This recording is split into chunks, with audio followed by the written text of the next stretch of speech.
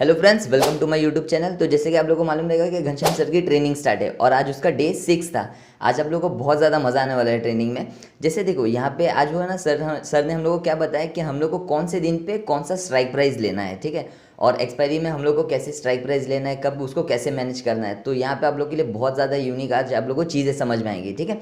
तो चलिए स्टार्ट करते हैं वीडियो को। मैं आप लोगों को कुछ ऐसे पॉइंट्स बताऊंगा, फिर वीडियो के लास्ट में मैं आप लोगों को बताऊंगा कि कौन सा स्ट्राइक प्राइस हम लोग को कौन कौन से दिन पे लेना है। तो चलिए वीडियो को स्टार्ट करते हैं। फर्स्ट जो हम लोग का पॉइंट है, जैसे कि सपोज है ना, मार्केट में आपने एंटर कर दिया, ठीक है। और मार्केट में आप लोगों ने क्या किया, और कुछ पॉइंट्स लेके आप लोग ने मार्केट को बंद कर दिया, ठीक है। अब आप शाम को देख रहे हो कि मार्केट में बहुत बड़ा मूव आ चुका है। तो यहाँ पे आप लोग का माइंड सेट क्या होता है कि अरे बाप रे, इतना बड़ा मूव आ चुका है और हम लोग ने तो ये मार्केट में मूव मिस कर दिया है। तो ये हम लोग का ना माइंड सेट पहले चेंज करना है। हमें सिर्फ और सिर्फ है ना दो चीज़ पे ध्यान देना है। जैसे कि वो जो हम लोग का माइंड सेट है वो अगर हम लोग जब तक हटाएंगे नहीं तब तक हम लोग को बहुत प्रॉब्लम क्रिएट होने लग जाएंगे, ठीक है। तो हमें सिर्फ और सिर्फ दो चीज़ पे ध्यान देना है। एक तो जो सबसे पहली चीज़ है वो हमें सिर्फ ये ध्यान देना है कि हमने जो ट्रेड लिया है, जो हम लोग ने एंट्री किया है, वो सही किया है क्या नहीं किया है, ठीक है। और जो दूसरा पॉइंट है, जो हम लोग एग्जिट कर रहे हैं वो सही कर रहे हैं या नहीं कर रहे हैं, ठीक है। तो अब आप ये बोलोगे कि हम लोग को कैसे समझेगा कि जो हम लोग एग्जिट कर रहे हो सही कर रहे हैं या नहीं कर रहे हैं। मैं आप लोग को एकदम सिंपल सा लॉजिक बताता हूँ। जैसे कि सपोज मार्केट में ना आप लोग को मालूम है कि यहाँ पे इधर तक मार्केट पहुंच चुका है और मैंने एग्जिट किया।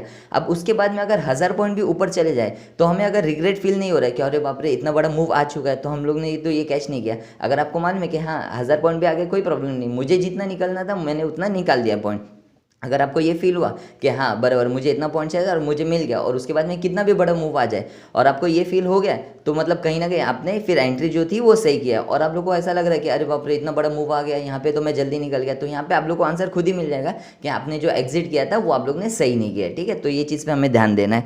सेकेंड पॉइंट, आपने अगर ट्रेड ले लिया है और आप लोग ने स्टॉप लॉस के हिसाब से आप लोग ने प्लान किया है और आप लोग ने स्टॉप लॉस 50 पॉइंट का सपोज लगा दिया। अब आपने ट्रेड ले भी लिया, ठीक है। जैसे ट्रेड लेने से पहले आपने प्लान किया कि 50 पॉइंट्स का मैं एसएल दे रहा हूँ, यहाँ पे मुझे एसएल 50 पॉइंट्स का आ रहा है, ठीक है। और आपने ट्रेड लेने के बाद में वो सपोज आपने का एसएल हिट होने आ रहा है, तो यहाँ पे आप लोग देख रहे हो कि यहाँ पे अरे सपोर्ट भी है, तो चलो मैं 5 पॉइंट्स या 10 पॉइंट्स बढ़ा देता हूँ, अरे यहाँ पे ईएमए। तो ऐसा हमें कभी भी नहीं करना है। भले हम लोग है ना वहाँ पे एसएल दे देंगे, री एंट्री करेंगे, लेकिन कभी भी हम लोग स्टॉप लॉस ट्रेड लेने के बाद में प्लान चेंज नहीं करेंगे। 50 का एसएल हम लोग ने प्लान किया था तो हम लोग को 50 का एसएल ही निकालना है। उसके बाद में हम लोग का मार्केट कितना भी अगर कुछ हो जाए, भले एसएल हिट करा के वो अगर 2000 पॉइंट भी ऊपर चले जाए कोई प्रॉब्लम नहीं। मार्केट में हमें अगर एसएल हिट तो हमें एग्जिट करना है, भले हम लोग री एंट्री का प्लान करेंगे। थर्ड पॉइंट, आप लोग ने सपोज ट्रेड लिया बाइंग साइड का, ठीक है। अब हमें क्या चीज़ देखना है ना, अगर मार्केट सपोज मार्केट में हायर है छोटे छोटे से, भले यहाँ पे छोटा छोटा सा प्राइस एक्शन बना रहा है अप साइड में, प्रीवियस लो अगर ब्रेक नहीं हुआ है तो हमें डरना नहीं है। यहाँ पे डरेगा कौन, जो ऑप्शन सेलर है। जैसे कि सपोज मार्केट में 40,000 पे चल रहा है और आप लोग यहाँ पे बाइंग कर रहे हो यहाँ पे, ठीक है। तो आप लोग रिलैक्स होकर बैठे हो, तो डरना कौन चाहिए, जो 40,100 है ना, 100 का जो कॉल शॉर्ट करके रखे हैं उन लोग डरना चालू होंगे। मीन्स ऑप्शन सेलर्स डरना चालू हो रहे हैं। और यहाँ पे हमें नहीं डरना है, हमें यहाँ पे ट्रेड में बैठे रहना है और यहाँ पे हमें अपने सेटअप पे बिलीव करना है। तो आप लोग को समझ गया रहेगा कि हायर हाई बन रहा है, आप लोग को समझ गया कि यहाँ पे हम लोग को नहीं डरना है। यहाँ पे हम लोग के फेवर में मार्केट चल रहा है तो हम लोग को बड़े मूव देखने मिल सकते हैं, ऑप्शन सेलर डरेंगे। तो यहाँ पे और सेम वाइस वर्सा, नीचे आ रहा है लोअर लो बनना चालू हो रहा है तो यहाँ पे हम लोग सेल साइड का प्लान किए, तो हमें नीचे साइड के लिए डरना नहीं है। डरेंगे कौन, जो पुट राइटर जो रहेंगे उन लोग डरना चालू होंगे। तो आई होप आप लोग को ये भी पॉइंट क्लियर हो गया रहेगा। नेक्स्ट पॉइंट मैं बताता हूँ, पावर ऑफ राउंड फिगर, ठीक है। अब मैं आप लोग को बताता हूँ कि राउंड फिगर मीन्स क्या, 40,000 हो गया, 40,500 हो गया, 41,000 हो गया, 41,500 हो गया। अब सपोज आप लोग ने ना ट्रेड लिया है 39,900 पे, आप लोग ने ना सपोज ट्रेड लिया हुआ है, ठीक है।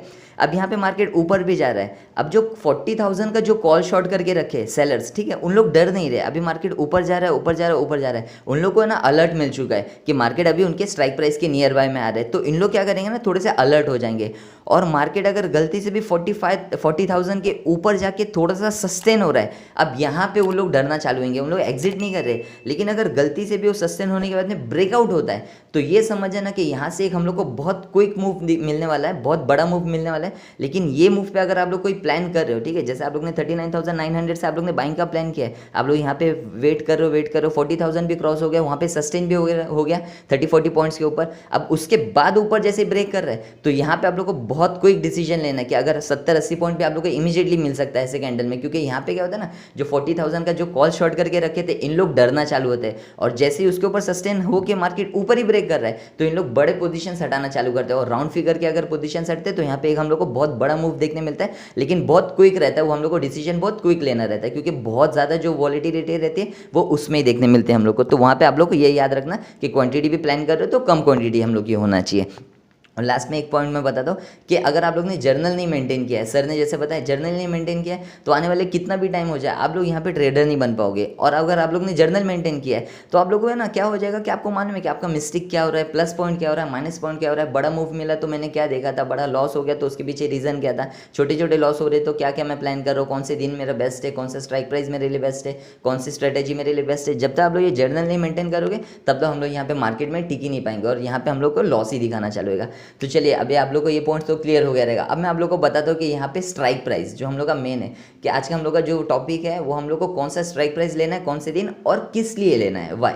ठीक है, तो मैं आप लोग को बताता हूँ। पहले आप लोग को ना बुक और पेन लेके रखना पड़ेगा, क्योंकि मैं आप लोग को बताऊंगा तो आप लोग को लिखना पड़ेगा। यहाँ पे आप सबसे पहले यहाँ पे लिख लो कि फ्राइडे और मंडे को हम लोग क्या करेंगे। अभी जैसे ये स्टार्ट होने से पहले मैं आपको बताता हूँ, ये और सिर्फ अभी इंडिया विक्स आप लोग को मालूम रहेगा 10, 11, 12 चल रहा है। ठीक है, तो 13, 14 तक में हम लोग ये सिर्फ अप्लाई करेंगे। 18, 19, 20, 23 होएगा तो यहाँ पे मैं आपको बताऊंगा कि वहाँ पे फिर थोड़ा सा ना स्ट्राइक प्राइस चेंज हो जाएगा। अभी फिलहाल जो करंट जो चल रहा है वो हिसाब से मैं आपको बताता हूँ। अभी 11 चल रहा है, 12 चल रहा है, 10 चल रहा है, तो उसके हिसाब से हमें क्या करना है, फ्राइडे और मंडे को हमें क्या करना है, 100 पॉइंट्स का दूर का मीन्स एक OTM। ठीक है, 100 पॉइंट्स दूर का एक OTM। जैसे कि मैं आपको बताता हूँ 44,900 पे मार्केट चल रहा है, तो आपको स्ट्राइक प्राइस कौन सा लेना है, मार्केट में आपको सपोज बाइंग करना है तो 44,900 पे मार्केट चल रहा है तो 45,000 का आपको लेना है। ठीक है, जैसे 40,000 पे चल रहा है मार्केट तो आपको 40,100 का लेना है कॉल। ठीक है, same vice versa selling side के लिए भी आप लोग का सेम वैसे ही रहेगा। तो ये आप लोग को समझ जाना चाहिए कि मार्केट में अगर सपोज फ्राइडे और मंडे है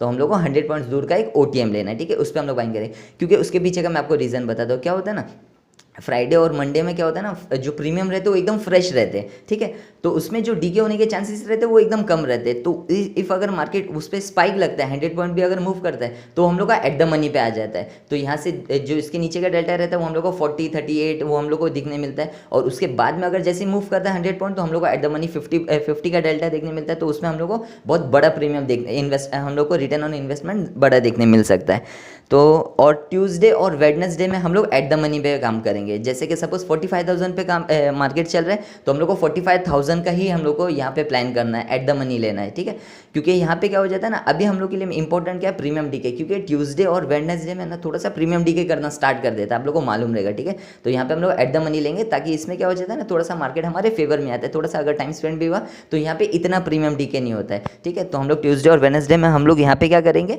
एट द मनी पे काम करेंगे। अब आते हैं एक्सपायरी स्पेशल थर्सडे। ठीक है, हम सबका फेवरेट। अब मैं आपको बताता, अगर आप लोग मॉर्निंग से लेके 1-1:30 बजे तक कोई भी अगर ट्रेड प्लान कर रहे हो तो यहाँ पे हम लोग इन द मनी में काम करेंगे, क्योंकि सबसे ज़्यादा जो वॉलेटिलिटी रहती है वो मॉर्निंग में रहती है। ठीक है, क्योंकि यहाँ पे मॉर्निंग में ना डीके बहुत फास्ट हम लोग को देखने मिलता है। आप लोग बोलोगे कि यहाँ पे तो 1:30-2 बजे के बाद में फास्ट डीके होता है, मैं आप लोग को बताऊंगा उसके पीछे का रीज़न क्या होता है।